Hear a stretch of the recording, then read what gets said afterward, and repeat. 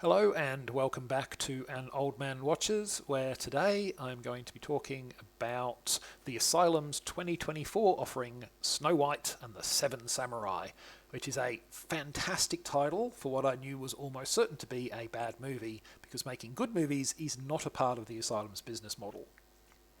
And the film begins with a heavy dump of exposition as Anya Voigt complains to her wealthy father that his rumoured links to the cocaine business are not just unsafe and illegal, but also make people be quite mean to her, because, that's the most important thing. Why, they've even taken to calling her Snow White in reference to the drug.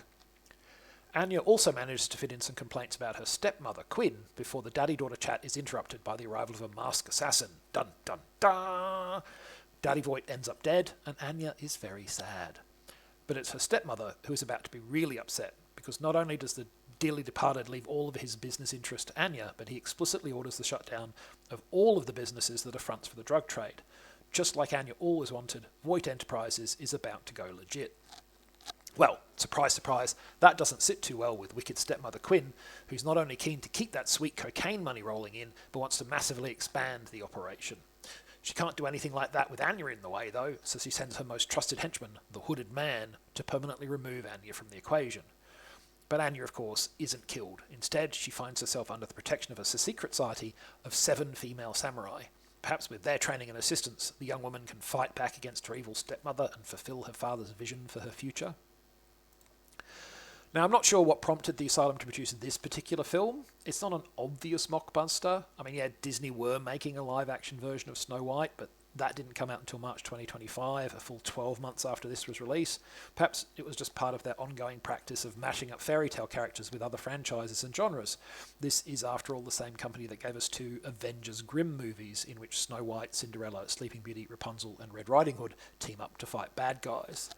Those movies were still mockbusters, though, since they were released to cash in on a certain comic book franchise that was doing quite well at the time. Now, the lead actor's personal website claims the film was released to theatres.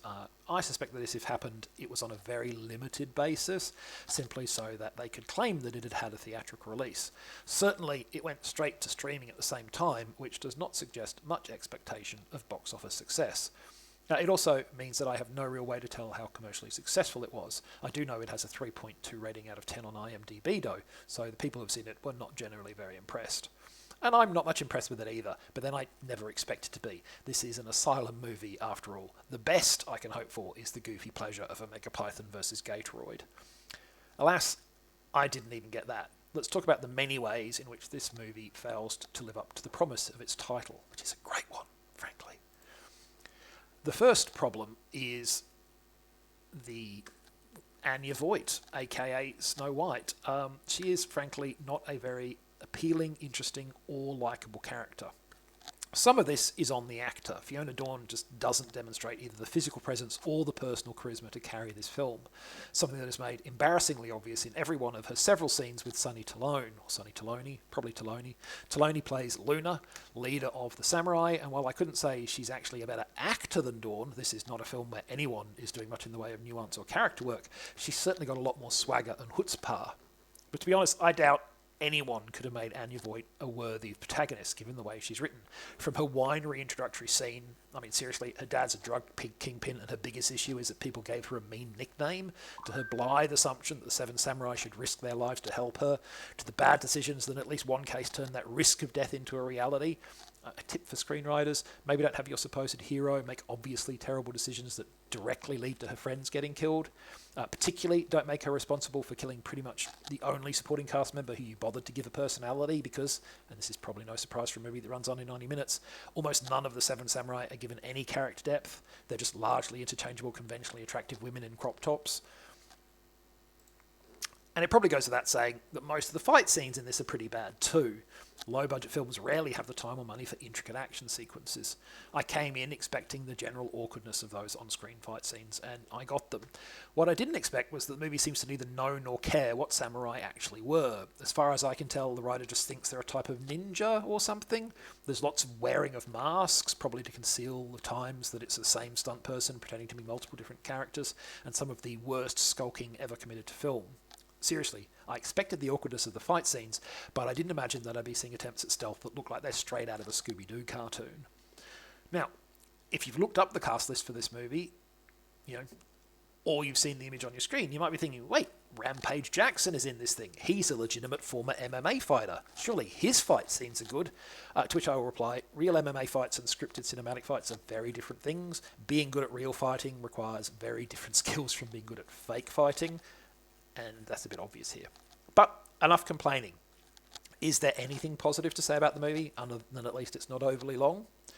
Well, I can say that Gina Vittori is having fun as the villainess of the piece. Her turn as Quinn Voight is an enthusiastic demonstration of old-fashioned scenery chewing.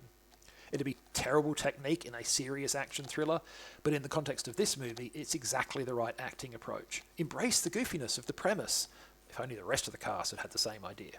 Now, admittedly, villainous roles are probably easier to ham up than being a good guy. And perhaps Miss Vittori is completely incapable of any other kind of performance, though she has enough TV credits in relatively big-name shows that I suspect she's pretty good at this acting lark.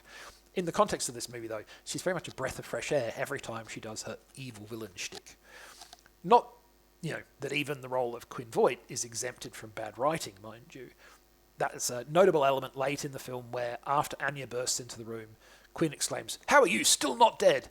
Which would be a reasonable question if not for the fact that Quinn herself walked away from a perfect opportunity to kill Anya literally 5 minutes earlier. And I'm talking like 5 minutes in fiction, not just in the movie. Not just in the runtime. So yeah, Snow White and the Seven Samurai falls far short of the potential schlocktastic promise of its title, and while that's more or less what I expected, it's still a bit of a disappointment. Next time, Friday falls on the 13th again this month, which means I'll be continuing my journey through the Friday the 13th franchise, this time with Part 6, Jason Lives. But that is next time. Until then, thanks for watching. I hope you've enjoyed it. And if you've seen Snow White and the Seven Samurai, let me know what you thought of it.